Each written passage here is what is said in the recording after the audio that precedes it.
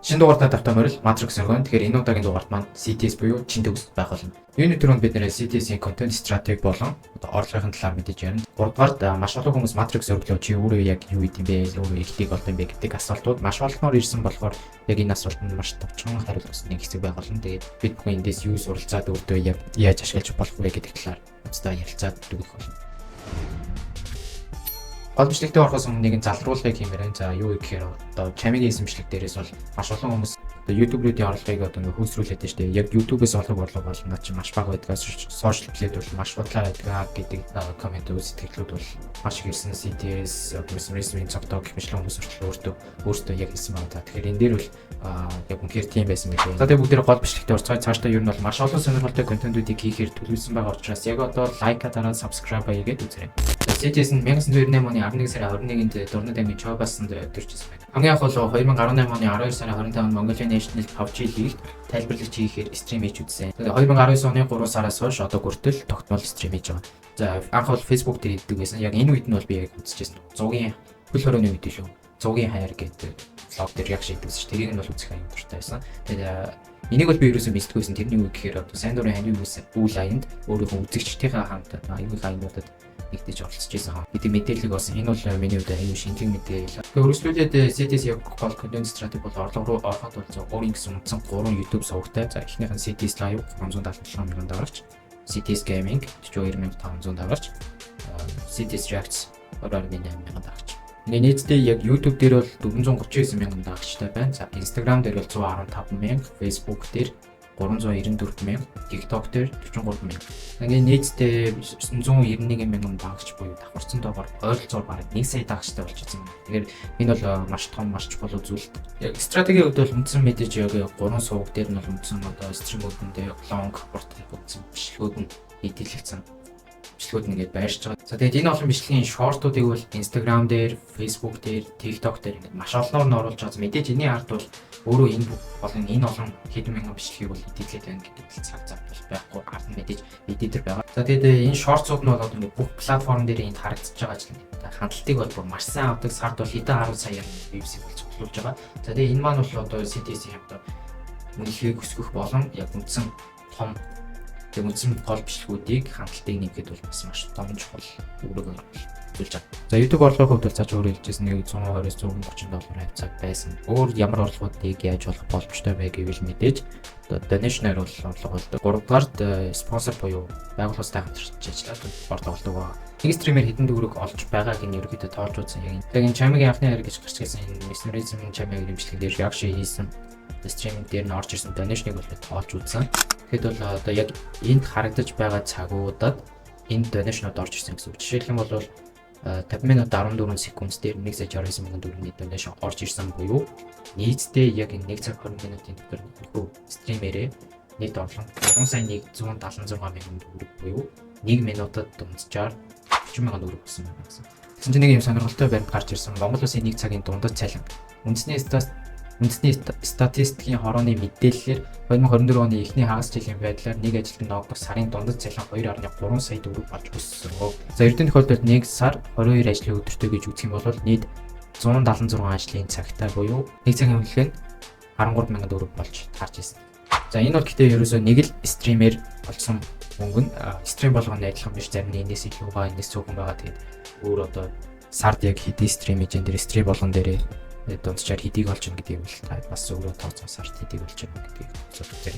За мэдээж дараагийн орлогын их өсвөр бол хамтран ажиллагч байгуулагч спонсор. 2024 оны Influence Marketing-ийн судалгааг харахад бол CTS энийг контент дээр хамтарч ажиллах үнийн санал бол 5 сая байсан. Одоо яг хэдээр ажиллаж байгааг мэдэхгүй байна. Тэгээд бас энэ ер нь бичлэгүүдийг хараад сарда хэдэн контентэд орсноос хэдтэй спонсор авч ажилласан байна гэдгийг бас өөртөө тооцоолоод үзээрэй. Спонсороос гадна мэдээж affiliate marketing байгаа. За CS:GO skins дээр өөрийнхөө CTS гэсэн промо кодыг ашиглаад affiliate marketing гэдэг байгаа. За ганцхан одоо энэ CS:GO skins дээр гэлтгүй өөр бусад юм дээр за магадгүй бүр цаашлаад компьютерийн даалгавар хэрэгсэл зардаг дэлгүүртэй яг энтэй адилханаар хамтруул бүр илүү ашигтай байгаа.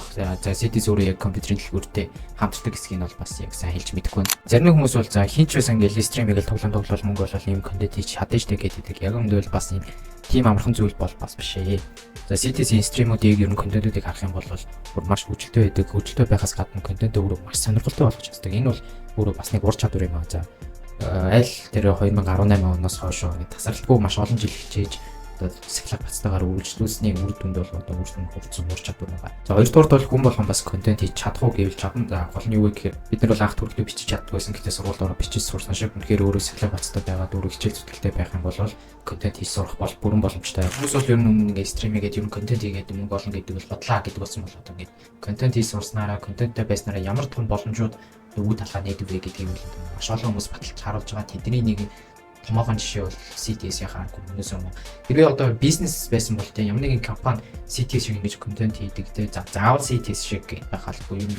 Сард хэдэн 10 сая хандлт авч чаддаг болсон байх юм бол тэр одоо байгууллагын орлого ашиг яаж өсөх вэ? Монголд бол нэг ийм хандлттай бизнес бол нэгч байхгүй шүү дээ. Бүх хүн байлаа ч гэсэн заавал одоо бүр ингэ амар мөнгө төрөх болохгүй ч гэсэн за гэр бүлтэй хүн байлаа гэж бодсон. За болоо ирээдүйд гэр бүлтэй болоод ч гэсэн ядаж хүүхдийнхээ нэг сарын памперс мөнгөийг асуумжгүй зохицуулж гадагшаа дутах шиг мөнгө аялж боломжууд нь бол одоо нэгнэ.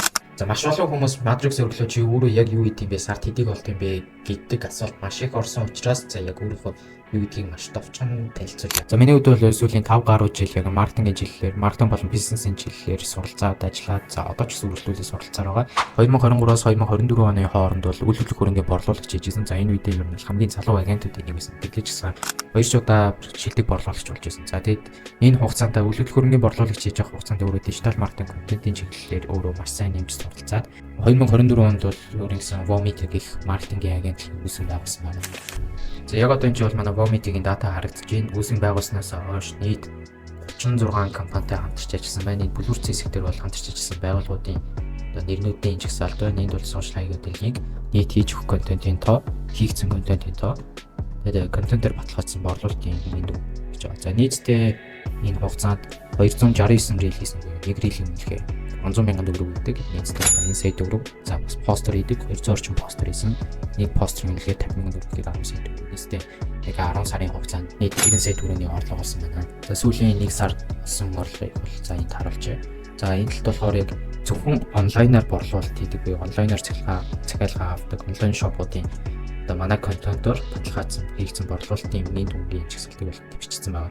За энэ ягаанаар асуултын тэмдэг тавьснууд нь бол одоо үйлчлэгээний байгуулагч юм эсвэл лангуунаас борлуулалт хийдэг яг sales data бүртгэх боломжтой газар ингээд асуултын тэмдэг тавьсан. За нийт яг нэг бүртгэгдсэн борлуулалтын датанаас харахад бол 2 тэрбум 13 сая 900 мянган төгрөгийн борлуулалтыг бол хийсэн байна. Хэрвээ энэчнээс би түүний хийсэн шиг 10% комисшн тохирсон байсан бол надад 201 сая 390 мянган төгрөг нийтдээ энэ орлоготой нийлээд 300 сая төгрөг болох боломжтой байсан. Тухайд бол нэг хүл өшөөд тоогоогүй. За тийм миний хувьд бол бүх харилцагчид маань бизнестэй хүмүүс байдаг. За иргэн тойрон хүрээлэл маань гэсэн ер нь бол бизнестэй холбоотой, маркетингтэй холбоотой хүмүүс байдаг учраас маш олон төрлийн мэдээлэлтэй мэдээлэлтэй ойрхон байдаг. Надад бол яг энэ бизнес бол маш том боломжууд үүд талыг нээж өгсөн. Яагаад гэж юм гэхээр хин хаана юу зарж борлуулж чинь, ямар үйлчлэгээ явуулж чинь, ямар барааг яаж зарах уу, за ямар бараа бүтээгдэхүүн хамгийн өндөр борлуулалттай байна. Гэх мэт мэдээлэлүүд заяа инфлюенсерүүдтэй хамтарч ажиллаад ямар хөө үр дүн гарч ийн, борлуулалтын ямар контент илүү одоо хэрэглэгч хүрч ин гэх мэт дата мэдээллүүд маш их байдаг. За тэгээ энийгээ дагаад ч юм хүмүүс надаас амар их одоо өглөө чи сургалт гаргах уу, тэгээ борлуулалтын сургалт гаргах уу, контентын сургалт гаргах уу, e-commerce яаж хийх сургалт гаргах уу гэд асуудаг. Яг би өөрөө бол ингэ сургалт гаргаад ороод яваад байж болно. Гэтэ яг надаас сурснаас илүү би яг танарт өөрөө суралцдаг өөрхөн клубыг санал болгомоор. Яг тэгж юм гэхээр дижитал одоо ингэ зөвхөн контент борлуулалт бизнестэй холбоотой биш, эднээс гадна одоо хувийн хөгжил, body language, харизма, бизнесээ яаж эхлүүлэх юм, бизнестэй бол яаж одоо орчин үеийн аргуудаар томруулах, орлого шаныг хийн, контентоо яаж илүү сайжруулах юм, борлуулалтаа яаж сайжруулах юм, яаж scale up хийх юм, personal brand яаж хөгжүүлэх юм. За тэгээд олон улсын шинэ маркетинг системүүд яаж явж байна.